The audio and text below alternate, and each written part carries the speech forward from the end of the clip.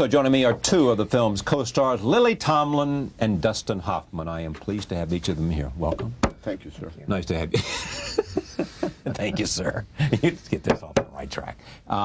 Did this grow out of some conversations with Robert Thurman? Yes, it did. Who's been on this program, who's a great scholar. I was thinking we should have him come down today. Yeah. Well, we'll have him back, yeah. The chair of religion at Columbia, who was my teacher in college. Yeah. And a Buddhist. Yes, and a scholar of Sanskrit, a translator, and Dustin's character is loosely based on him, because he always wore rumpled suits and his hair was down like Dustin's hair in the movie, and he was extremely accessible and funny, and yet esoteric, extremely. Concepts you couldn't. Very interesting man. Also, Uma's father. Uma's and the other wonderful kids and brothers and of Uma. Right. So what was it that he convinced you to think it was so compelling for you to do? Oh, well, you know, I think when I first read Franny and Zooey, Charlie, I grew up in kind of an atheistic home, and when I first read Franny and Zooey, there's a very interesting Christian mystical path in that book by J.D. Salinger, and it kind of rang my bell when I was a teenager. And then when I met Bob in college, I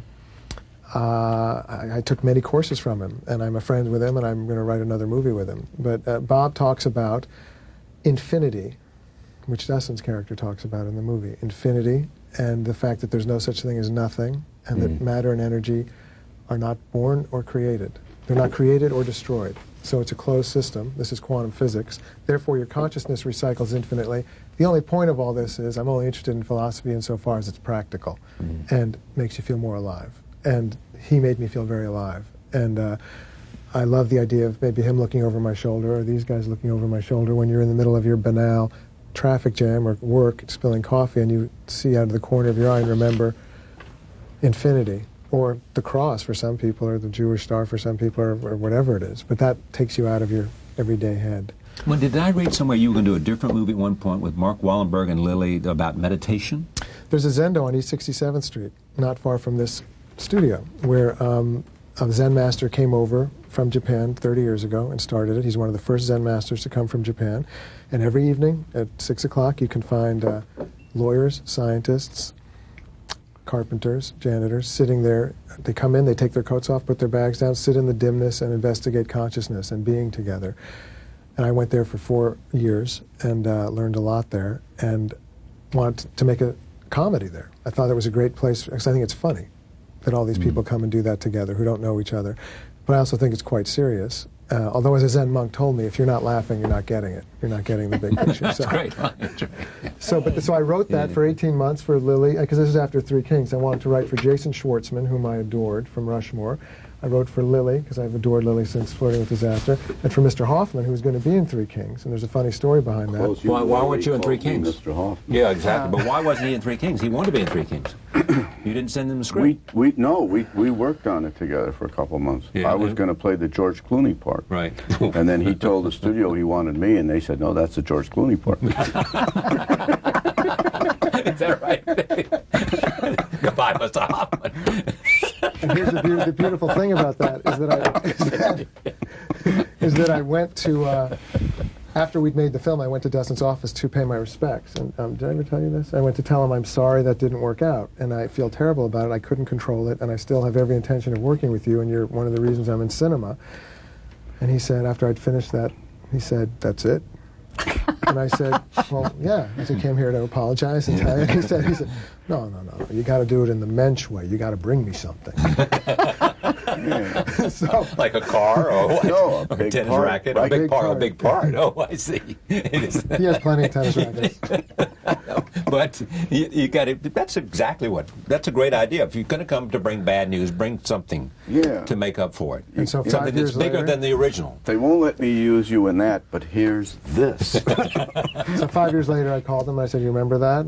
Well, now I'm bringing you something. Yes, and that was the part of this. And did you say yes immediately? Yes, because he bought me Lily. Oh, These two have wanted to work together since the 70s. Since they are both genius artists who have great admiration for each other. And genius artists. They are.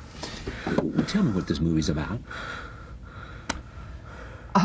Surprised you with that question? I think This guy's like me with the actor. I think it's about. Changes field direction. Yeah, I do. Well, you're not supposed to explain. You're not supposed to explain art. I know you're not, but okay. So what gotta this feel. movie's about, I understand that. It's about feeling elated. Yeah, it's about feeling that this common bond with all humanity and the absurdity and the sublimeness of us all searching for something that's meaningful or to make sense or to cast out anything that we think makes sense and accept the nothingness, although there is no nothingness, and it just goes around in a circle. And Dustin and I are gonna help all those characters who are bouncing off the walls, trying to figure off of each other, and we just all have an incredibly loving, compassionate time doing it, and a funny one. All right. Now, tell me about your character then.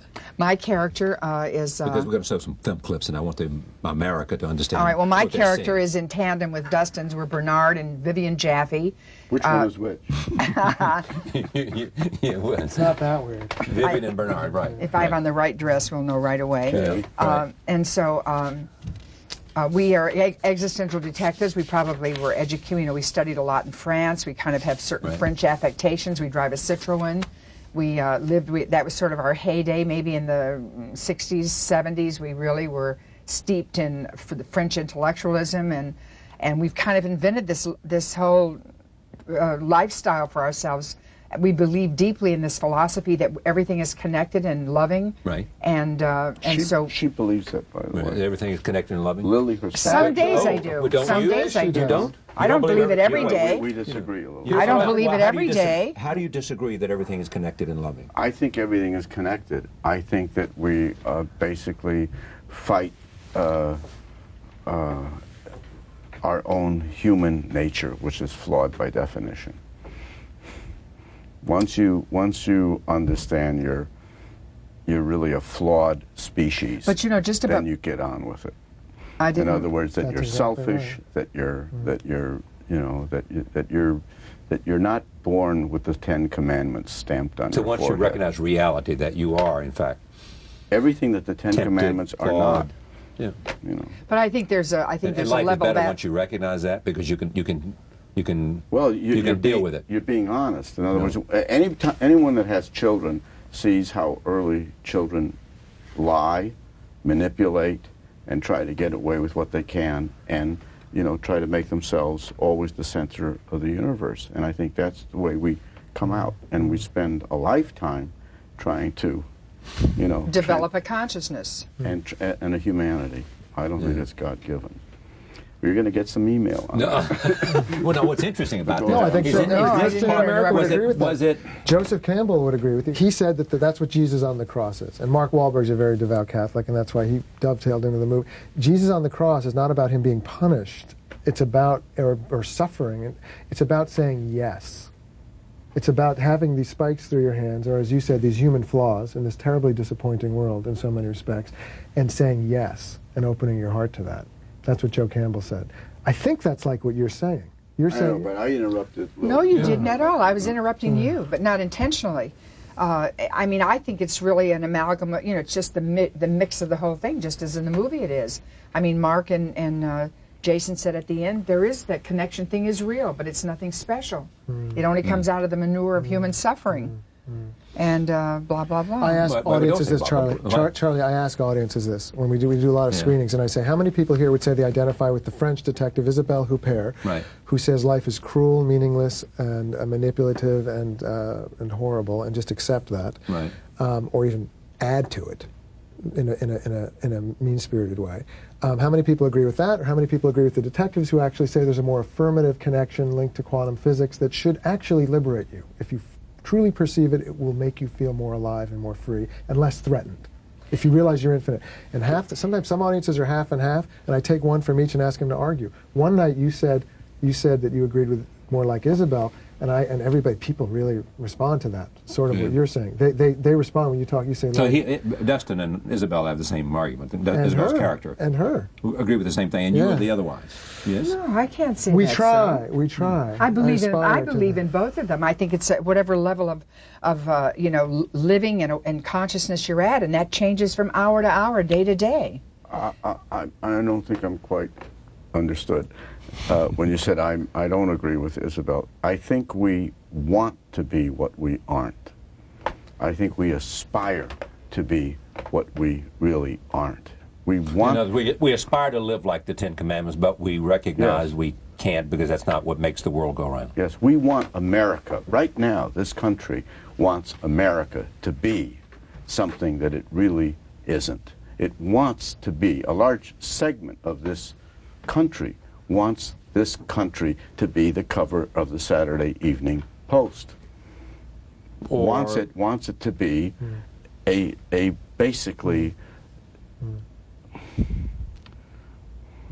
a fantasy, flawless country. So that when we talk about the good old days, people that do, you know, it's not the same as it used to be. The good old days somehow doesn't encompass the lynching of Afro-Americans. You see, in a sense, that's, I guess, what I'm talking about, or the union busting, or the cruelty to the originally to the Indians, the massacre but you're saying of a culture. The world's nations and people have to have myths in order to survive.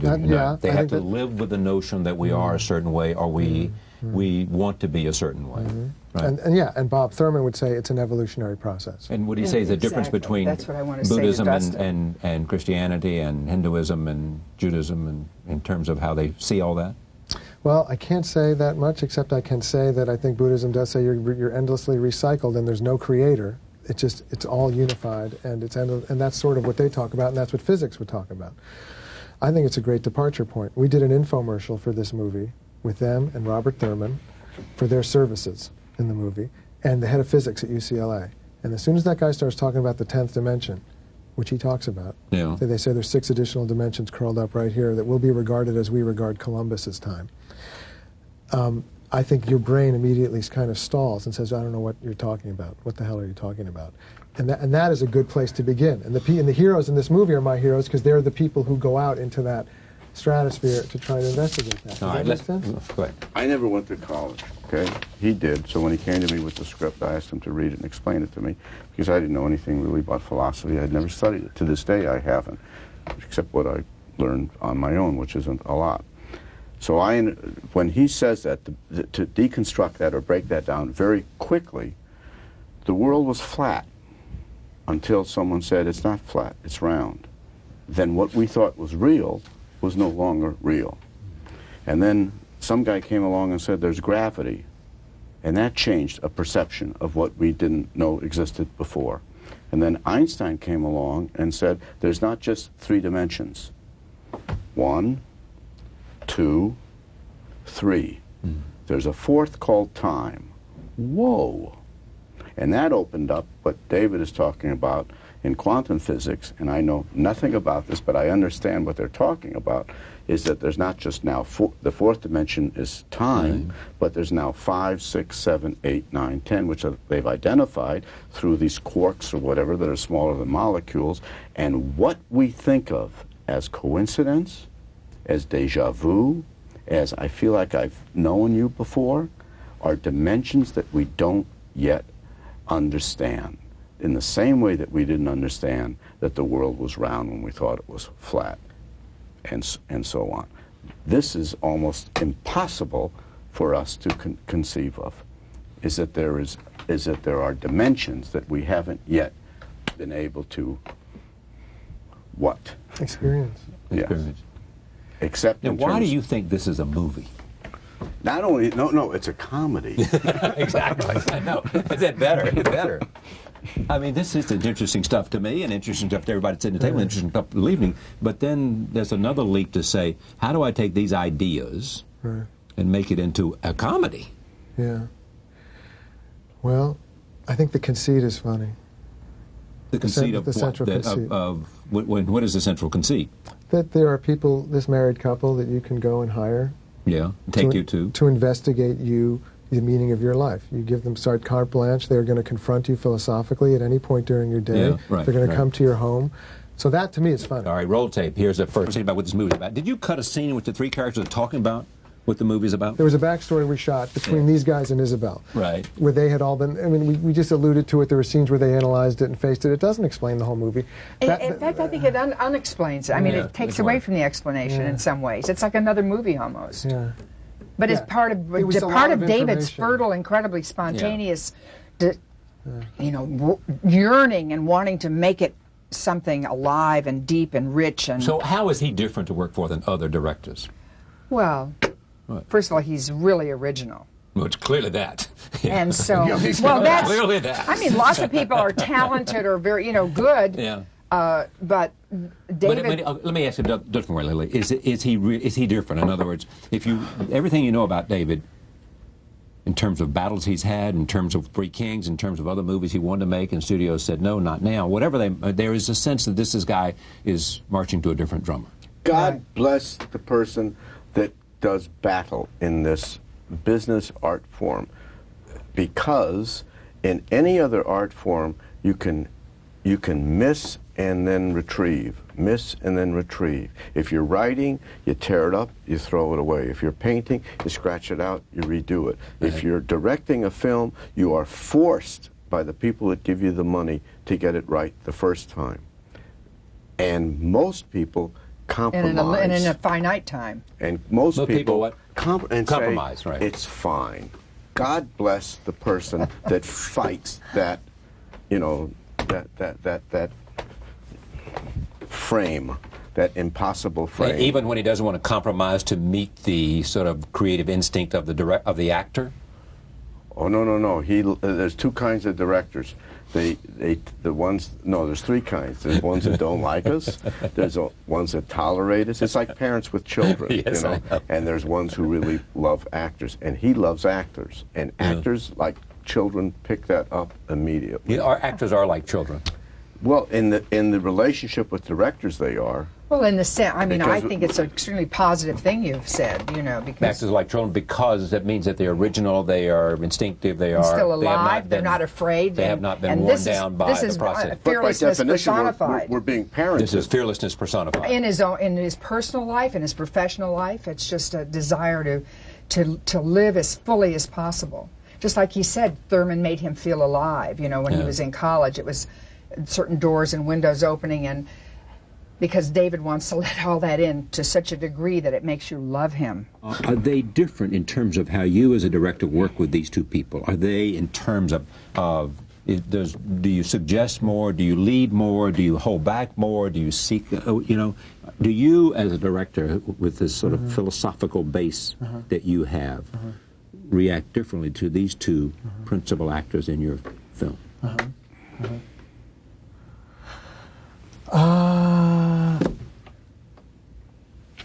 I'm scared of both of them. Are you really? You're a little bit, really? yeah.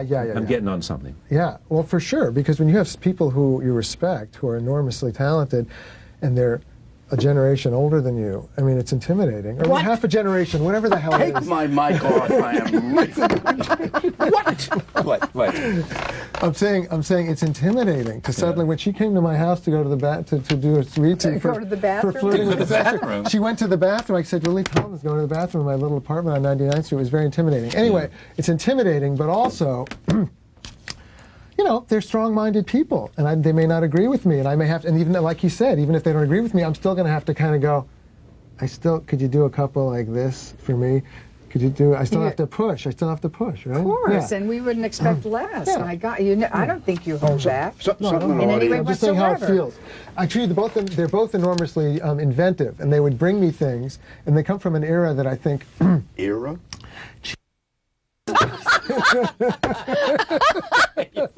You're from a different era. It's another generation. It's like we did the infomercial.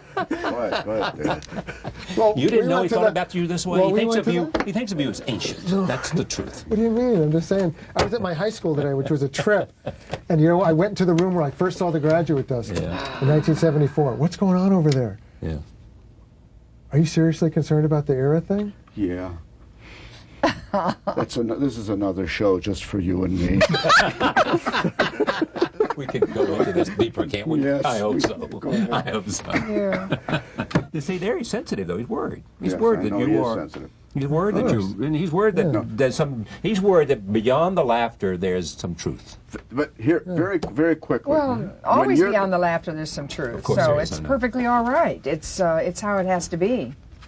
I mean, he wouldn't want less from us, and we're eager. I'm eager to hear anything he has to say. They would bring me ideas. Lots of them were Anybody have a brilliant. deck of cards? Some of them were brilliant. No, You need a deck of but cards? he's- Well, it's great for Now poker. he's It's famous terrible. for that, isn't he? See, Well, they come up with this. They generated amazing ideas, and they seemed like a married couple immediately. They were kissing constantly. Yeah. They would finish each other's sentences. Right. They are Nick and Nora, and that's why I'm going to make a What do you mean sequel we're with kissing them. constantly? Are you really I've got a gonna- wife stop. that's outside Please, that we watching on a weren't kissing monitor. So they would bring me ideas, and some of them are brilliant. Like when they run through the sprinklers Right. twice, and we had one sprinkler, and this is comedic gold. The way and they each do it so differently. It's like Miles Davis and Dizzy Gillespie And he playing watched me together. running. I knew he was in his mind. He watched me running. He said, "I've got to do it differently." And in that moment, he thought Yes, of that and you saw it unique way to happen. kick his Let me feet. describe it, okay? Exactly. And I thought it was just So there was great. one sprinkler. They do this beautiful. They're on Jude Law and Naomi Watts' character's front lawn, and there's creeping across their lawn, and they're going to go hide behind the garbage cans to spy on them because they've been hired by Jude to spy on Jude. And they run across the lawn. There was one sprinkler, and Lily said, "Wait a minute. What if we had more than one sprinkler?" And then so I said, "Oh, yeah, that's a good idea. So let's try that." And so we put another sprinkler in. She goes through it. Kicks those Let legs. us have it. He kicks his- And he it's goes over so the sprinkler and good. does this little thing where he just flip Yes, with that's each it. leg over the sprinkler. And kicks it out, Yeah. sort of, you Yeah, know. kicks it out like he's doing it with some I really love it. flash, some See, flair. audience has to know something, okay?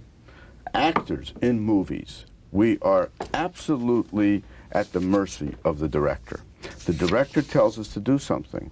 If we do it and it doesn't work, we don't know if the director's going to use it in the cut. We don't know what's going to wind up on the screen. And we're weathered because we have tried at the beginning of our careers, let's say, to make the director happy, give the director what he wants. Right. Even if we don't think it's truthful, even if we think it's somehow, not organic, even if it makes us look bad, even if it's beyond our, let's say, our limitation as an actor, and we'll do it, and it winds up on the screen.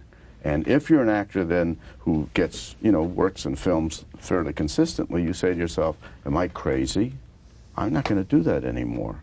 I'm not going to allow a director to ask me to do something that I can't do truthfully because he's liable to put it on the screen because I'm not in the cutting room. See? That's huge. He has that power. Yes, of course. So if you're any human being that sees a movie and sees work that isn't good, it's not because the actor liked it, it's because the director and the editor like that take. So when we come upon a director whose work we know, and in this case, he hasn't done that many, he's done 3 films, and in every scene, the actors looked like they were doing honest work, from my point of view, in Spanking the Monkey, in Flirting with Disaster, in 3 Kings, and now we're with them on this film. So we make that inner decision. You never tell a director this, by the way. You always nod and say, sure, okay. And then you just don't do it. You just do it the same way. But you make the inner decision. Yes, and you do it the same way, and he says, you didn't do it. She says, I tried to. I did, but but if you know... Tails out of school. You're not but going you to be know able to it's get true. away with that much It is longer. true. But if you It's true in a know, little, if you know this guy has the taste to use only good work, that allows you to be free and to give him anything. Could you trust my taste? Well, we did Could you that. trust my taste, so then you're going to do it every which way. And you didn't betray us, man. All right. Yeah, Did you? see, that's the Yeah, no, deal. I But wanna do that's the working best with stuff. a certain kind. Yeah. That's working with someone whose artistry you have regard for. Yes. You think he's going to take you further. Does that make sense? than you might Yes, go on Of your course own. it does. Even I get it. Did you ever want to be an actor? No. You want to do exactly what I All right. do. Okay. I think I asked you that before. No, you did. Thank By you. the way, he doesn't direct much differently than you run this show, because you have the cameras rolling, Right, and exactly. he has the cameras rolling all day long, which most directors don't. They usually go action cut, action cut. Is that right? He rolls Yeah. out. They just keep putting in 10-minute magazines of film. So we as actors don't feel like that we're in front of a camera doing takes. We feel like we're like with you here, just having a conversation. See, that would be good, wouldn't it? Because you bring It's out- extraordinary. Yeah, that really is extraordinary. Oh, it's good stuff. It makes it feel very... People forget what Jude said also, is they would forget the camera was rolling and they would feel like they were just in one long rehearsal. and they could give people more permission to play. This doesn't mean that I like him as a person. Dustin said, did Jude said that? It was like one long rehearsal? Jude said it was like one long rehearsal? Because Dustin has said that independently. And no, that's true. But he's also said it's like you throwing paint at a canvas. You know, he calls out direction while the camera's rolling. Once we know we're not going to look bad, then we will say, we'll be a paint on your canvas. We will, yes, we're just paint. And just tell us this, tell us that, change it, and you're just because he's working out every day. He's written the script, it's taken him 3-4 years to do it, and yet he's throwing stuff at us like a silent movie director does during the take. Say this instead of that. Say it's extraordinary for someone who's never had that experience before. It's liberating. But he may find, conversely, his next film, he may not do anything like that at all. Then I won't work with him. On that note. Yes. Thank you, sir. We're done? You were done. We're done. Did we help this Lily. movie? Good to see you. David, thank you. Thank you, sir. We'll be right back. Stay with us.